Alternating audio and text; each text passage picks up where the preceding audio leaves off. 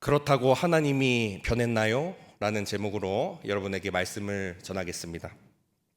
어느 다큐멘터리를 제가 우연히 봤습니다.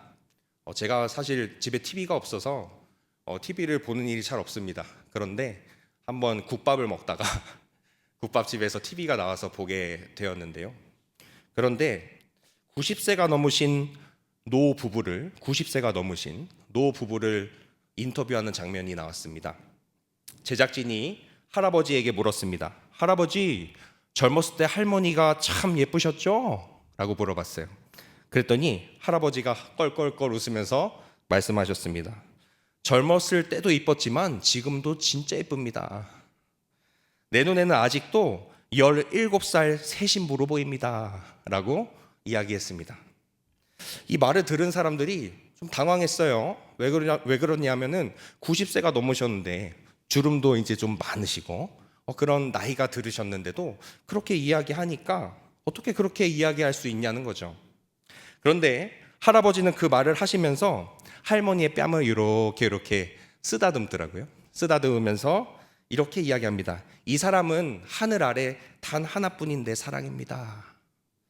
참 훈훈한 그러한 감동스러운 이야기입니다. 세월이 흘러서 나이가 들었지만요, 이 할아버지의 눈에 이 할머니는요, 여전히 17살의 새 신부로 보였어요. 여전히 사랑하는 사람으로 보였어요. 지금 할아버지는요, 저와 여러분에게 이렇게 질문하고 있는 것만 같습니다. 그런다고 사람이 변했나요? 그렇다고 사람이 변했나요? 이렇게 질문하는 것만 같습니다. 신앙생활을 하다 보면요, 마찬가지로 기도했던 일이 시간이 지나고 세월이 흐르면서 상황이 달라질 때가 있습니다. 기도했던 일이 내가 생각하고 기대했던 모습과 달라지는 경우들이 있습니다. 그때 마음속에 우리는 이렇게 질문하죠. 하나님 왜 이렇게 하시는 거야? 왜 이렇게 하셨어요, 하나님? 이거 아닌 것 같은데요. 오늘 본문도 바로 그런 상황 속의 이야기입니다. 바로 다윗에 관한 이야기입니다. 다윗은요, 왕권이 이제 강화되고 안정되었을 쯤에 자신의 삶을 한번 돌아보았습니다. 먼저 우리 함께 오늘 본문 1절과 2절을 함께 읽어보겠습니다. 함께 읽습니다. 시작. 여호와께서 주위의 모든 원수를 무찌르사 왕으로 궁에 평안히 살게 하신 때에 왕이 선지자 나단에게 이르되 볼지어다 나는 백향목 궁에 살거든 하나님에게는 휘장 가운데에 있도다. 여러분 한번 상상해 보십시오. 다윗이 왕이에요. 그리고 궁이 있는데 당시의 최고급 재료였던 백향목으로 만들어진 궁 안에 있어요. 그런데 하나님의 궤는요, 여호와의 궤는 천막 안에 있어요.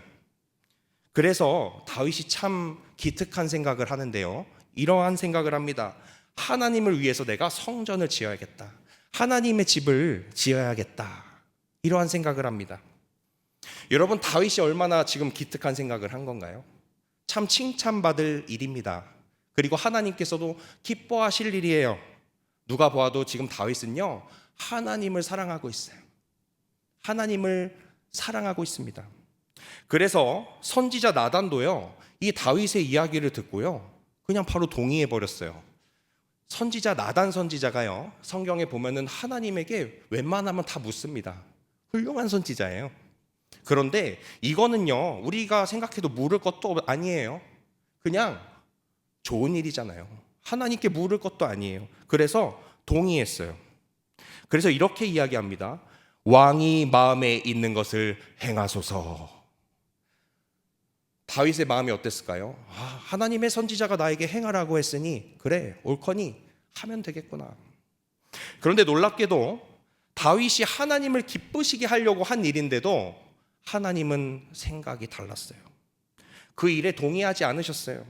그래서 그날 밤 하나님께서 나단 선지자에게 직접 말씀하십니다. 우리 본문 5절 말씀 함께 읽어보겠습니다. 함께 읽습니다. 시작.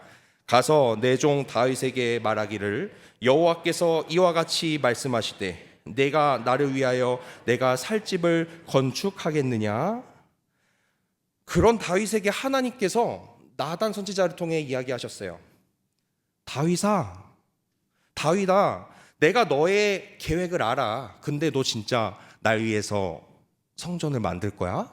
날 위해 성전 지을 거야? 이렇게 묻고 계십니다. 그런데 하나님께서는요, 다윗의 계획을 막기만 하시지 않고 또 축복까지 약속을 하시는데요. 오늘 본문 11절에서 12절 말씀을 한번 다시 읽어보겠습니다. 함께 읽습니다. 시작. 전에 내가 사사에게 11절입니다. 함께 읽습니다. 시작. 전에 내가 사사에게 명령하여 내 백성 이스라엘을 다스리던 때와 같이 아니하게 하고 너를 모든 원수에게서 벗어나 편히 쉬게 하리라. 여호와가 또 내게 이르노니 여호와가 너를 위하여 집을 짓고 내 수완이 차서 내 조상들과 함께 누울 때에 내가 내 몸에서 날 내 씨를 내 뒤에 세워 그의 나라를 견고하게 하리라. 아멘. 먼저 하나님께서는요, 하나님의 집을 짓는다는 다윗을 막으셨습니다. 안 돼. 그거 아니야. 안 돼. 막으셨습니다. 사랑하는 성도 여러분, 동기가 좋다고 해서 하나님 앞에 사랑하는 마음으로 행했다고 해서 하나님께서 다 허락하시는 것은 아니라는 사실을 오늘 본문을 통해서 성경은 우리에게 말해주고 있습니다. 혹시 기도로 준비하고 행하신 일이 막히셨습니까? 너무 실망하지 마시기를 주님의 이름으로 축원합니다. 그런데 하나님께서는 다윗의 계획을요 막으셨지만 지금 방금 읽은 말씀을 보니까요 축복의 약속을 하셨어요. 이렇게 말이죠. 다윗아, 너 성전 짓지 마. 나는 너를 쉬게 할 거야. 너가 나를 위해 집을 짓는 것이 아니라 내가 너를 위해 집을 지어줄 거야. 여기에서 성경에 나오는 집이라고 해석된 히브리 단어는요 바이트입니다. 이 바이트는요 두 가지 의미를 가지고 있는데 하나는 건물이고요, 다른 하나는 가문, 왕조를 의미합니다. 지금 하나님께서 다윗에게 언어 유희를 하고 있는 거예요. 다윗이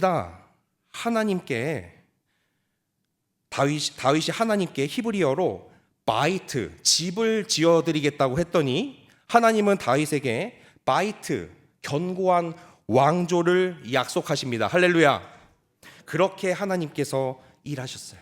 그리고 더 나아가서 다윗은 하나님께서 예수 그리스도를 이 가문을 통해서 다윗의 자손을 통해서 오게 하시는 축복을 누리게 하셨습니다. 그리고 하나님께서는 성전 건축과 관련해서 다윗과 전혀 다른 생각을 가지고 계셨는데요. 오늘 본문 12절에서 13절 말씀 함께 읽어보겠습니다. 함께 읽습니다. 시작. 내 수완이 차서 내 조상들과 함께 누울 때에 내가 내 몸에서 날 내 씨를 내 뒤에 세워 그의 나라를 견고하게 하리라.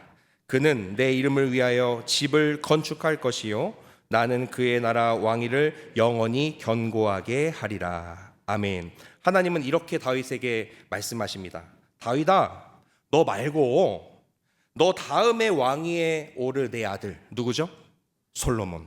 솔로몬이죠. 내 아들이 내 성전을 지을 거야. 그게 내 뜻이야. 이렇게 이야기하고 계십니다. 사랑하는 성도 여러분, 여러분을 향한 하나님의 마음도 같습니다. 기도하고 계획했던 일들이 뜻대로 이루어지지 않았습니까? 하나님께서 허락하지 않으셨습니까? 실망스러울 수 있습니다. 그러나 실망하기 전에 우리의 마음속에 이 질문을 한번 던져보면 좋겠습니다. 따라해 볼까요? 그런다고 하나님이 변했나요? 상황은 변할 수 있습니다.